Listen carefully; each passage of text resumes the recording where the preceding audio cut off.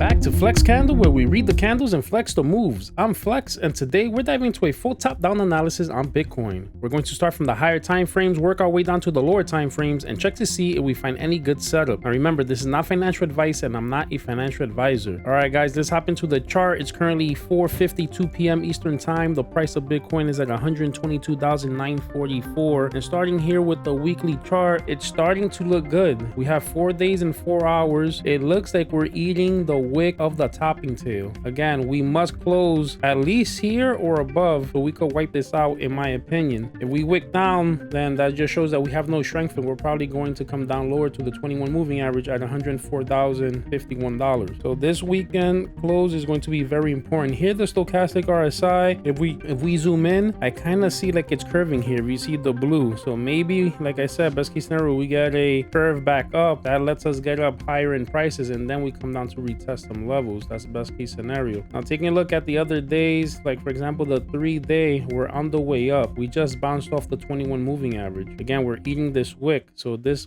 might be where Bitcoin does break the highs. I think it just has to get above 123,000, like 350 or something like that. Take a day at the 2-day chart. We take a look at the 2-day chart. We still have room on the stochastics. We just touched the 21 moving average, so we have potential to continue going up here. The daily, the stochastics are starting to get toppy, but look at this, we could drag. So we could definitely drag here, especially if we start curving on the other time frames. And this wick that I was concerned about, that I felt like this could bring us down, if we could close like this in 3 hours, this is going to be bullish, and we quite possibly could get higher than this topping tail that is over here. Take a look at the other time frames. The 22-hour is toppy here, but I see a curve here. We could probably get another hump before coming down. We do have to watch the 21 moving average. It's at 116,960. So the higher up we go, the farther we go from the 21, that's going to give us, put the brakes on us a little bit. On the 12-hour chart, we're getting away, but we could still continue going up here. 10-hour chart, stochastics have a lot of room. And look, we got above these tweezer tops here that happened. Green engulfing, then a red engulfing brought us down, and now we got above it. This is a bullish sign. I'm liking that. 8-hour chart, stochastic still on the way up as well. Check out the 4-hour. Now the 4-hour, we still have room on the stochastic. This is where we had that beautiful cup and handle play not too long ago. And you guys know that overall, I have this in a flag that we broke out with the cup and handle, broke back in, and currently we're breaking out again. And the measure move to this takes us to about 127. So if we could get above the all-time high, that's the next potential move, is 127K. And it does look like we have the potential to do that. The day would be the day. Take a look at the 3-hour, still have some room. The 2-hour, we were toppy, but looks like we're curving back up. On the 1-hour, we're getting toppy. So it looks like we have at least one more move in us currently, like at least short term, probably to break above the high. Then we test around there a little bit, and then I feel like we have one more major move probably left until we start coming back down, probably retesting new levels. Maybe it's to the 135 area, then we come down 140. I have, you guys know, I have the weekly and a raising wedge going to 155. So all of those are up for the taking, as long as we start breaking these patterns here to the upside. Now on the 15-minute chart, stochastics are on the way down. Yeah, so overall, I feel like we could probably break the all-time high. We have the momentum to do it. I feel like we could probably get to 127. So right now, the flag that I have in play is this 4-hour flag. That's the next move that I'm taking a look at to see if this is the one that's going to end up happening. If we get rejected from the 123, then we're probably going to come back down and touch probably like 117, 116, and then probably give it a try again. All right, guys, so that's the breakdown. If this gave you clarity or a setup to watch, do me a favor, like, drop a comment, subscribe, and if you have a stock or crypto you want me to go over, drop it in the comment section. This is Flex Candle, where we read the candles and flex the moves. Catch you on the next chart.